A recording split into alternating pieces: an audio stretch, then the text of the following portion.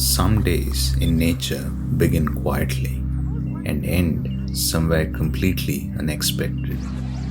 What started as a peaceful morning among the wetlands of Melbourne's Cranbourne Royal Botanic Gardens slowly turned into a journey across forests, lakes, and eventually the wild southern ocean. Just 45 minutes southeast of Melbourne lies the Royal Botanic Gardens Cranbourne, a landscape designed to showcase Australia's native ecosystems, wetlands, heathlands, and open woodlands, each quietly supporting a remarkable diversity of wildlife.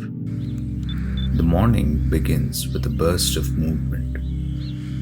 The New Holland honeyeater, one of Australia's most energetic nectar feeders, small, restless, and rarely still for long.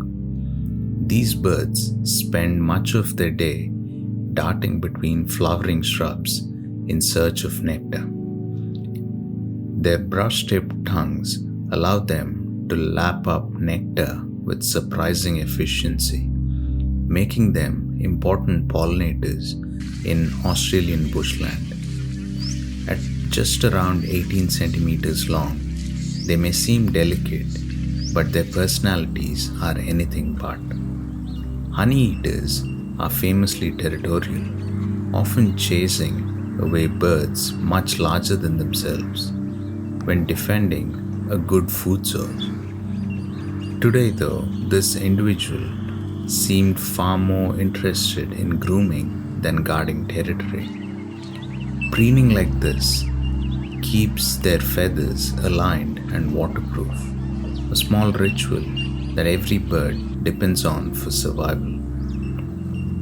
And in the calm of the morning light, it offers a rare chance to observe them at ease.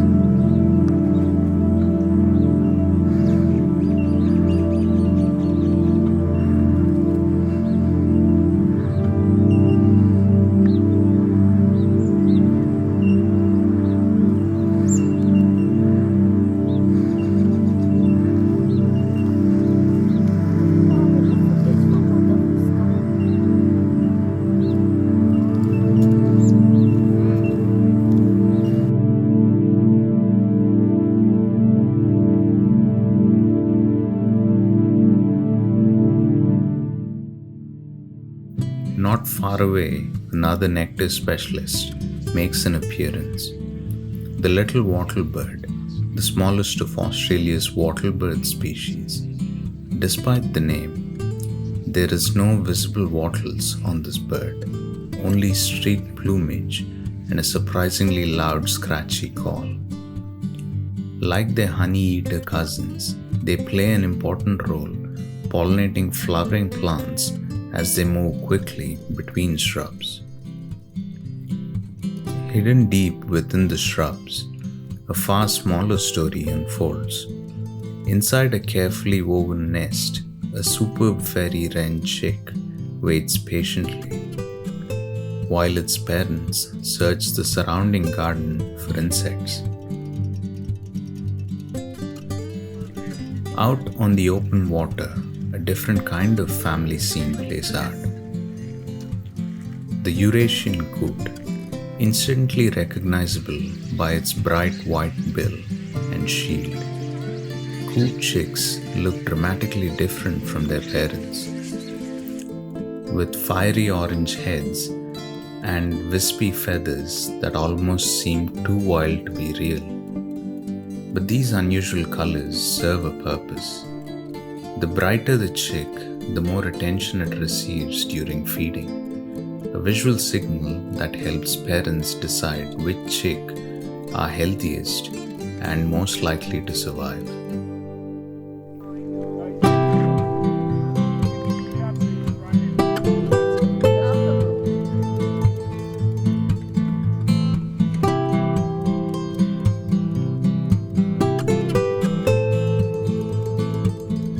Nearby, a small grebe swims quietly on the pond.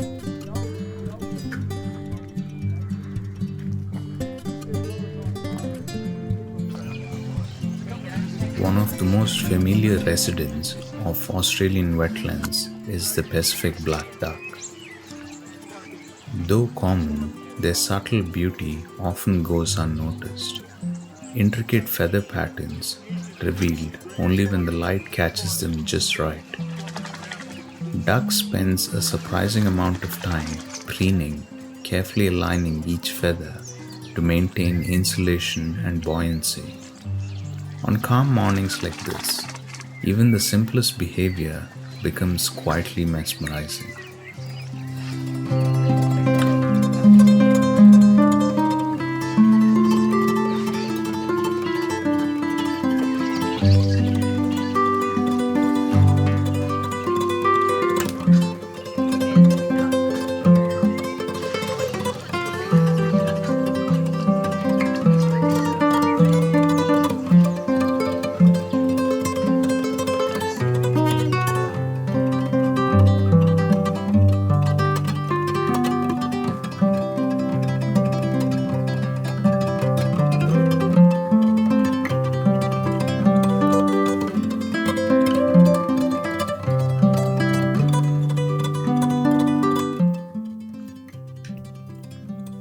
Perched briefly on a nearby post, a welcome swallow pauses between flights.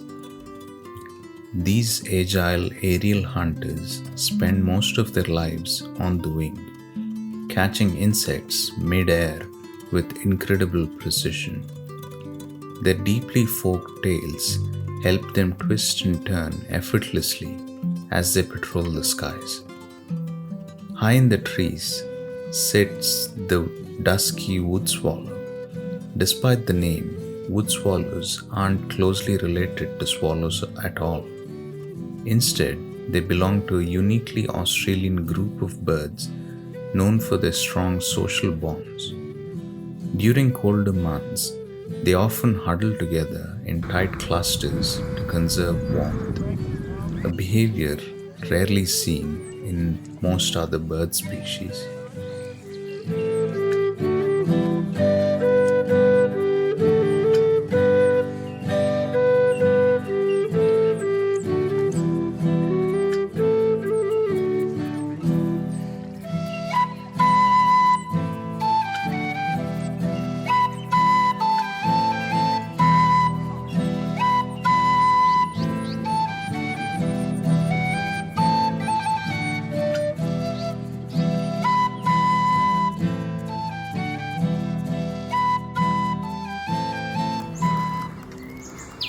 Perhaps the most charismatic bird of the morning appears quietly among the forest shadows, the eastern yellow robin.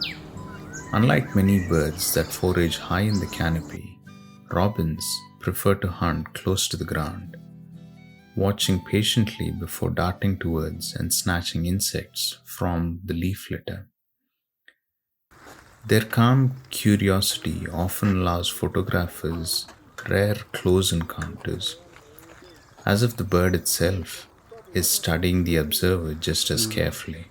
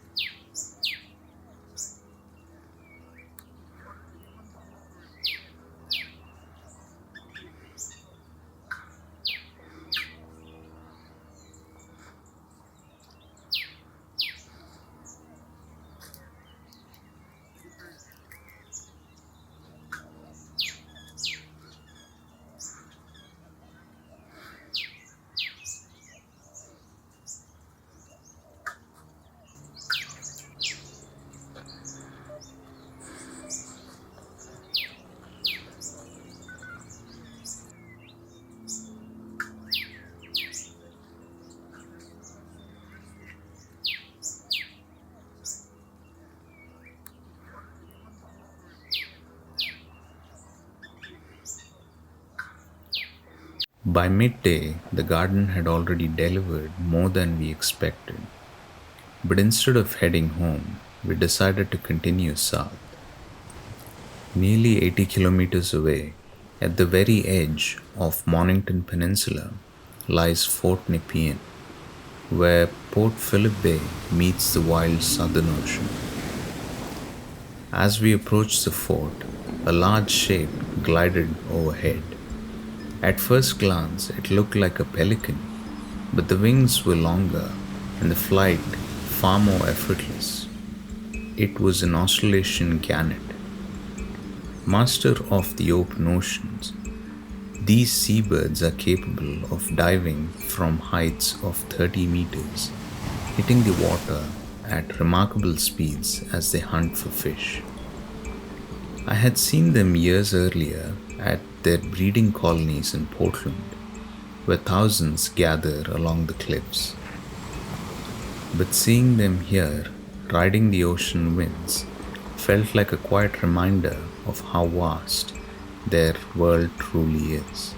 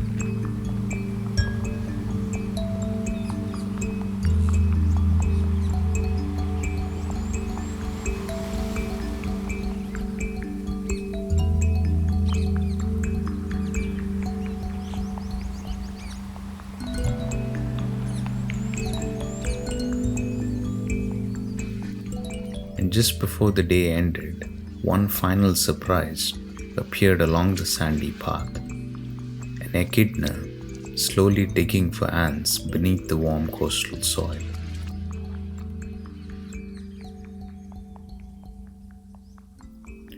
What began as a simple morning at the garden slowly unfolded into something much bigger. From tiny fairy-wrens hidden deep in the shrubs to ocean-going gannets soaring above the waves. Days like this are a reminder that wildlife isn't always found in the most remote places. Sometimes it's just waiting quietly in landscapes just beyond the city.